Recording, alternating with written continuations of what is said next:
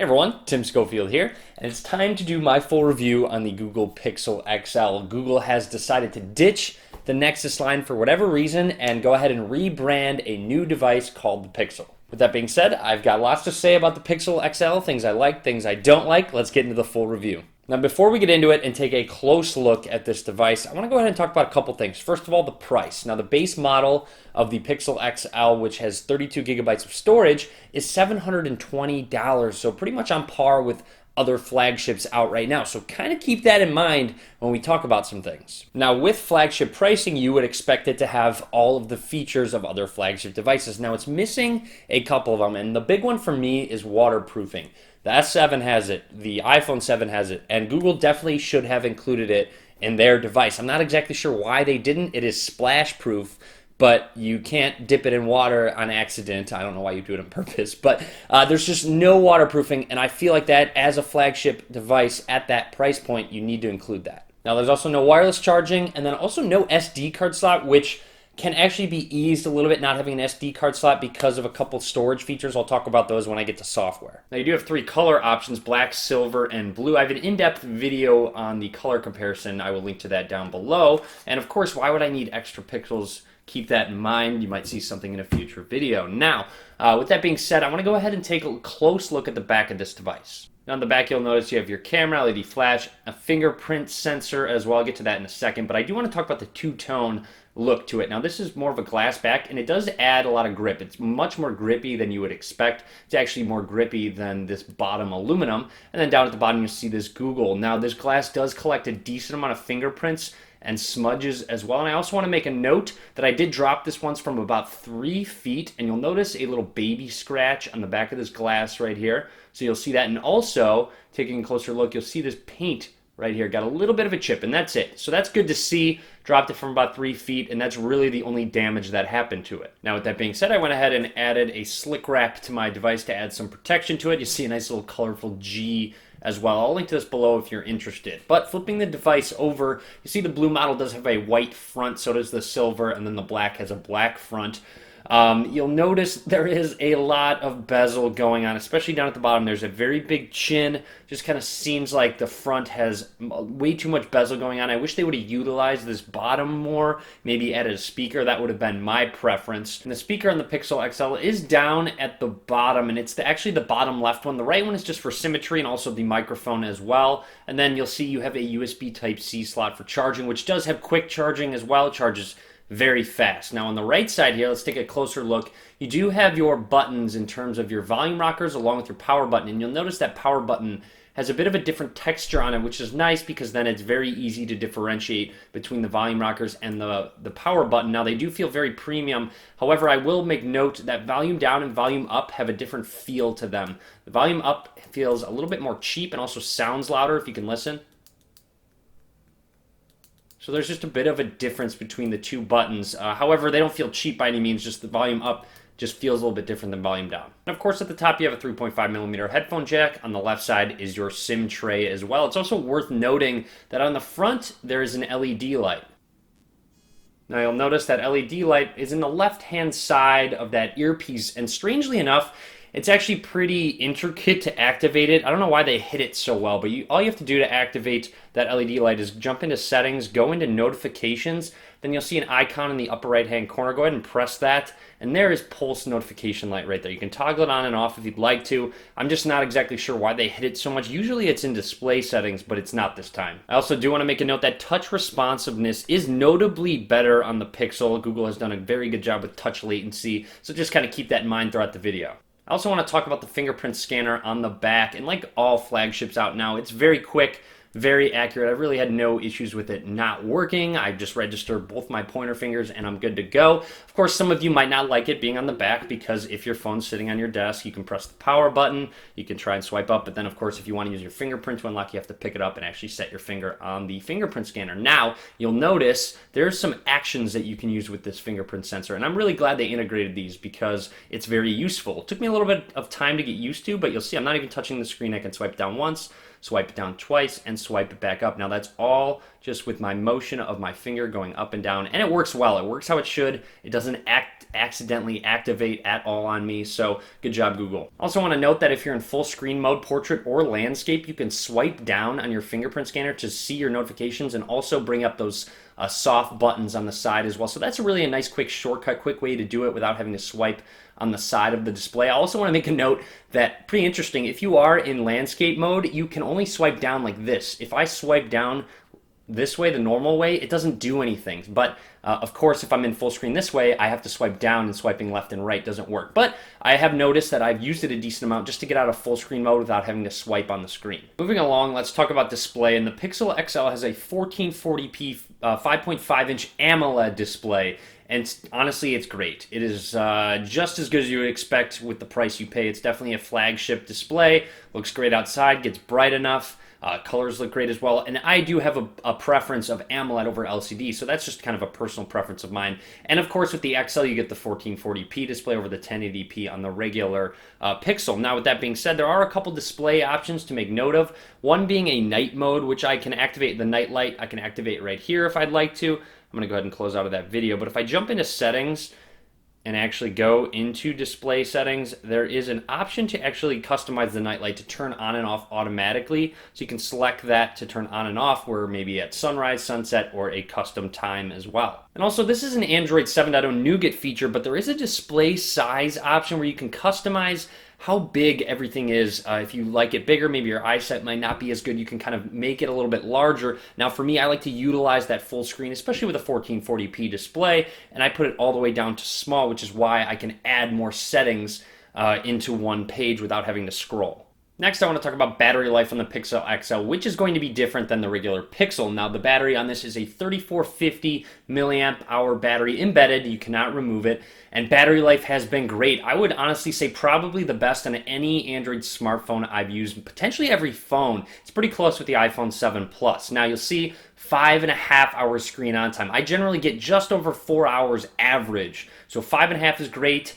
You'll see here 4.5 right there. That was a heavy use day. Whoops. Let's go ahead and go back. You'll see I have 5 hours and 21 minutes, 5 hours exactly, and that's about my average right there, 5 hours. I generally get 5 hours, maybe a little bit more screen on time, which easily gets me through the day, and charging so quick. There's a lot of times where I'll just use it halfway through the day, and I mean all the way through one day and then halfway through the next day, and then just kind of give it a quick charge middle through the day and be good to go for 2 full days. Moving along, Google has been giving a lot of hype to their camera on the Pixel. So let's go ahead and load it up, and it consistently opens quickly. As you can see, really no lag. You can also open it by double pressing the power button. You'll see that loads it on up, and then of course from the lock screen, you can just swipe from the bottom right, and that activates the camera as well. The Pixel and Pixel XL have a 12.3 megapixel f2.0 camera on the back, with an LED flash right here, and as you can see, there's the focus going. You can't really see that with your naked eye, just the camera's picking it up. But with that being said, the camera is fantastic. I would put it up in the top 3, potentially top 4. I mean, you really have 4 solid cameras in smartphones right now. The V20, you got the Pixel, you have the iPhone 7, and then also 7 Plus, excuse me, and then the Galaxy S7, S7 Edge. Now, one thing Google does very well is, at least with their new camera app, they've updated it so snapping pictures is so quick. You'll see very little shutter lag at all, but you'll also notice when you go into a picture afterwards, it's saying processing HDR+, so it does a very good job at post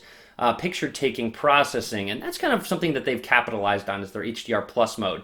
And speaking of that, by default, they have HDR+ Auto Mode on, and you'll see you can turn it on or off. But watch this, if I don't want this on, if I turn HDR+ off and I snap a picture, you'll see that it goes to the picture and there's no processing going on. But you'll see I went to that picture and I went back and it's still off. But now watch what happens if I back out of the camera app and I go back into it. For some reason, it auto defaults to HDR+ Auto, which I don't necessarily like, because if I have a setting set, I want it to be saved. I don't want it to actually have to go back into it every single time if I want HDR+ off or on. Now, for example, if I do turn it on real quick, back out of the camera app, go back into it, you'll see how snappy it is. It still turns it back to auto. So if I want it on all the time or off all the time, I can't if I back out of that camera app. Camera app's very simple. Up at the top, you have some temperature controls. As you can see, you have flash on and off, some grids, and then a timer as well. Upper left-hand corner, you have a menu where you can shoot in slow motion, panoramas, photosphere, lens blur, And then there's some various settings as well. Jumping into those settings, you see very simple. You have burst,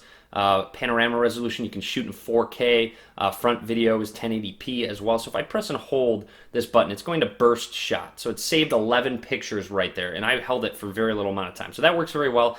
Swiping over is where you get to your video recording. Now I also want to make note that there's a quick shortcut where you can double twist, and it flips to that front-facing camera as well. Double twist again, and it will go ahead and go to the back. Something that this camera app lacks is actually a manual mode, and that's a bit unfortunate. You would expect Google to actually have that on there. Just considering it's a flagship device, you expect that. So that is definitely lacking within the stock camera app. Now there's also the issue of the lens flare going on, and you'll see this picture is very prominent, and honestly it doesn't happen to me very often, but this will pop up occasionally in some pictures. It's only happened to me maybe 2-3 times, and I've taken a decent amount of pictures with this device. Google says it will push out a software update. I haven't really seen anything just yet. Overall though, I mean, aside from that lens flare in this picture, you'll see colors pop. The camera does a great job in pretty much all lighting scenarios. Here's in the shade with a little bit of sunlight as well. Low light, bright light, you are going to be pleased. Here's just another two-tone lighting scenario.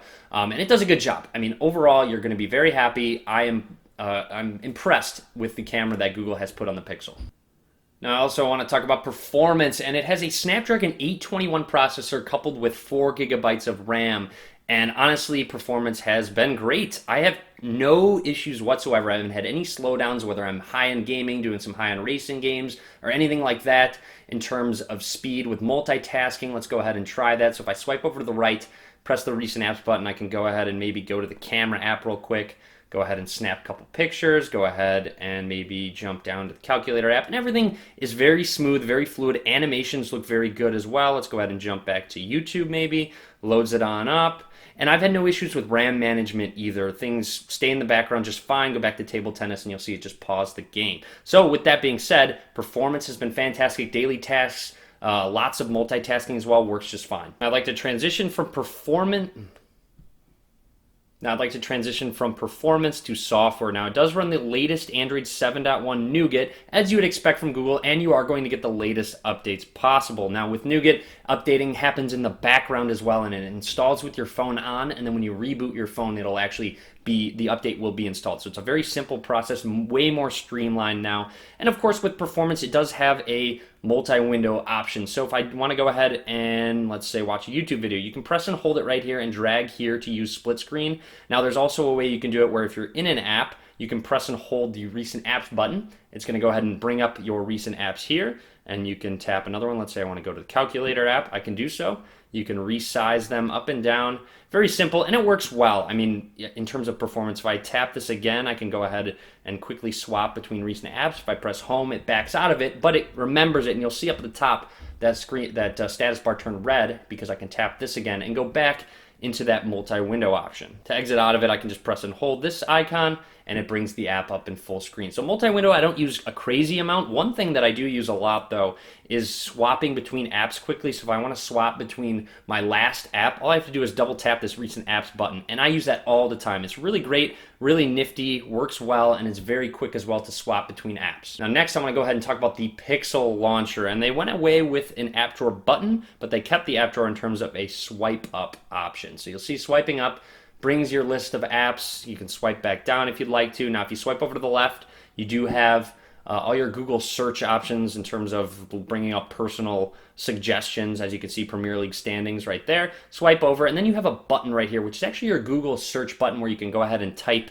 whatever you'd like, any specific search as well. And then you have your weather in the upper right-hand corner where if you go ahead and tap on it, it's going to bring up just today's weather. As you can see, you can bring up tomorrow, 10 days as well. But also make note that you cannot remove it. That is there permanently in the Pixel Launcher, and you can't add any icons up at the top either. One thing I really do like about the Pixel Launcher is the wallpaper option. They've integrated a download option in terms of they've sectioned it out between live earth, live data, new elements. And they also have an option, you'll see if I go to landscapes, daily wallpaper, which is what I use, where every day it comes up with a new wallpaper, and you can choose your category. As you can see, all of these will cycle through, and I really like that, honestly. Just something new every day, something I don't have to manually change. And of course, there is the Google Assistant, which is a big selling point for Google on this device. So to activate it, you press and hold. Did the Blackhawks win? and you'll see they did win, and it will actually respond in voice if I had the volume on, but you'll see you can just do a bunch of different voice searches. Strangely enough, you cannot type to the Google Assistant, which is weird because in Google Allo that you can. But anyways, backing out of it, it also has contextual search results, so it reads your display. So if I press and hold this and then swipe up, it's going to go ahead and read what's on my screen, and you'll see Mark Zuckerberg came up. You can go ahead and go to various YouTube, Instagram, all of that, James Corney, Barack Obama, just a bunch of random things that was on this Reddit front page, as you can see. So it reads it and gives you search results, which is great. I use that a lot in terms of if someone brings up a date and a time, it will set a calendar event for me. So that's just another nice feature. Now, a full review on the Google Assistant will come soon from me with lots more commands, other cool things that you can do with it. So stay tuned for that. I don't want to get too in-depth with it, but overall, I would say it does have a little ways to go in terms of being able to be used all of the time. I do use it occasionally, but not nearly as much as you'd think. I just think it needs some more advancements, maybe do some more things, but you can control things on your phone. Turn the brightness down. So you see, you can do some various things with your voice if you'd like to, and of course you can activate it hands-free by saying, "Okay, Google." Okay, sorry, I honestly just did that so most of your phones would activate it. Now, jumping into settings on the Pixel, there is a support option. So you see support. We're here for you 24/7 chat and phone. I haven't used it yet. I really haven't needed support yet. From people that have used it, said that it worked pretty well. So there's that option integrated in the phone. So that's kind of interesting, and especially because it says 24/7. And of course, I have to mention it is VR ready. So you'll see Daydream. It has the Daydream app right here. You can install that from the Play Store on your device. I haven't got my Daydream View just yet. It will come on Monday, I believe. So just expect a video on me on the VR headset that comes with the Pixel very soon. I also want to talk about Google Photos in terms of how great it is with auto backup. So it backs up my apps automatically. If you don't use Google Photos, definitely check it out. But I also want to talk about go to settings and storage. You'll see I do have the 32 gigabyte model of the Pixel XL, but you can manage storage and you have smart storage turns on. So when storage is almost full, it's going to remove your photos and videos that are on your device's storage if they've already been backed up to Google Photos. So it does it automatically. So you'll see over 90 days old, you can change it to over 30 days. You can also manually do it. So you can go ahead and check specific ones if I have photos, videos, apps, anything like that that I want to manually that have already been backed up and just remove them from my device. It will do that automatically. While that doesn't completely eliminate the need for an SD card, it does help a little bit with some storage. Anyways, that's really about it. That would be my full review of the Google Pixel XL. My Pixel review is coming soon, and it'll just be kind of a quick comparison between the two devices, so stay tuned for that. But overall, some final thoughts. I really do like the device a lot. Aside from those missing features I mentioned earlier, I really wish it was waterproof. And of course the price. It's a little bit expensive. They really didn't take any risks in terms of the design, very standard design, and there's really nothing new. They really kind of focused on software in terms of the Google Assistant, Google Photos, and their backup, and just overall the fluidity of their software as well. The performance has been fantastic. And of course the downside being that single speaker, a little bit below average, really doesn't get that loud. But overall, I really like the device. I just wish they would have used a bit of a lower price point. So that's kind of what it comes down to for me. And that's really about it. So hopefully you enjoyed my review. Lots more videos to come, so click that subscribe button. You can follow me on various social media as well. All links down below. As always, guys, thank you very much for watching.